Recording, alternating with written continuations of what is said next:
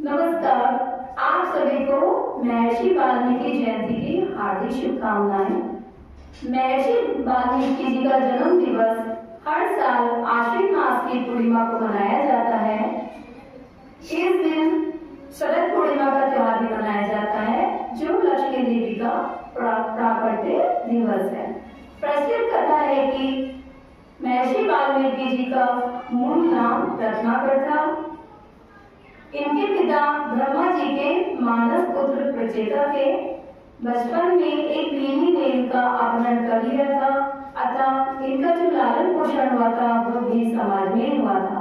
वीर परिवार के लोग जंगल से गुजरने वाले लोगों को लूट लिया करते थे, अतः रत्नाकर ने भी अपने परिवार के साथ लोगों को लूटने का और डकैती का काम करना शुरू कर दिया था।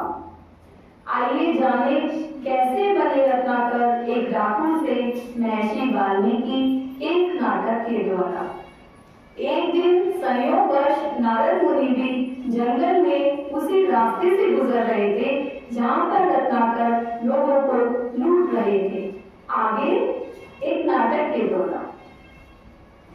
नारायण नारायण हरि हरि श्रीमन्नारायण नारायण हरि हरि वंदे नारायण नारायण हरि हरि श्रीमन्नारायण नारायण हरि हरि वंदे नारायण नारायण हरि हरि श्रीमन्नारायण नारायण।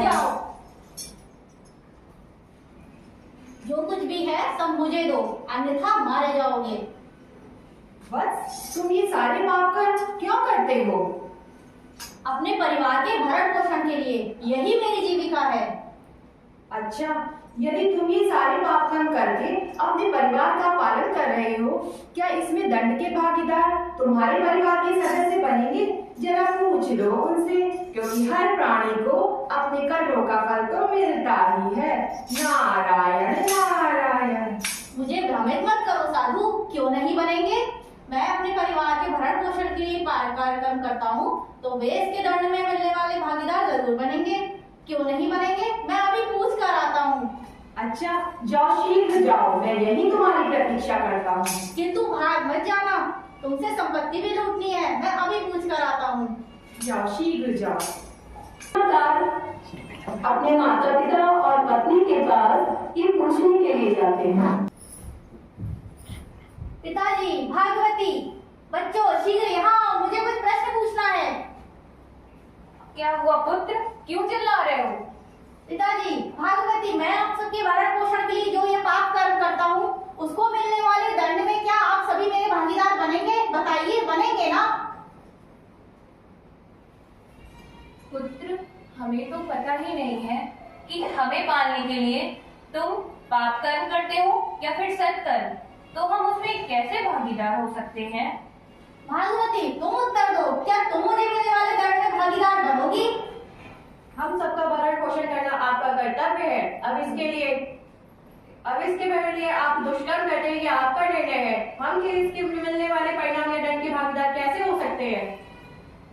पुत्र, प्रत्येक व्यक्ति को अपने कर्मों का फल स्वयं ही भुगतना होता है और यही परम सत्य है। ये सुनकर रत्नाकर का संसार से मोह भंग हो गया और मैं दौड़कर नारद मुनि के पास पहुंची। अभी तक आया नहीं। महर्षि, मुझे मेरे प्रश्नों का उत्तर मिल गया है प्रभु। मुझे संसार से उद्धार का मार्ग बताएं प्रभु। उठो बस, उठो। तुम्हें भगवान राम के नाम का जप करना चाहिए, क्योंकि यही हर प्राणी की मुक्ति और मोक्ष का मार्ग है।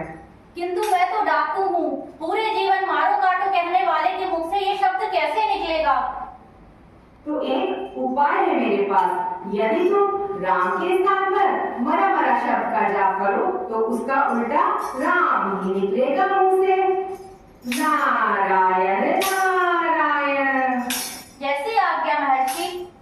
मरा मरा मरा मरा मरा मरा मरा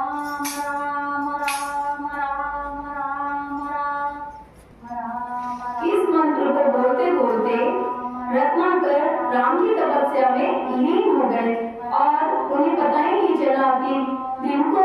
इनके शरीर पर बॉम्ब भी बना दी थी। इनकी तपस्या से प्रसन्न होकर ब्रह्मा जी ने इनको दर्शन दिए और जब उन्होंने इनके शरीर पर वाल्मीकि को देखा तो इन्होंने इनका नाम वाल्मीकि रख दिया और यही वाल्मीकि जी आगे चलकर रामायण के रचनाकार बने।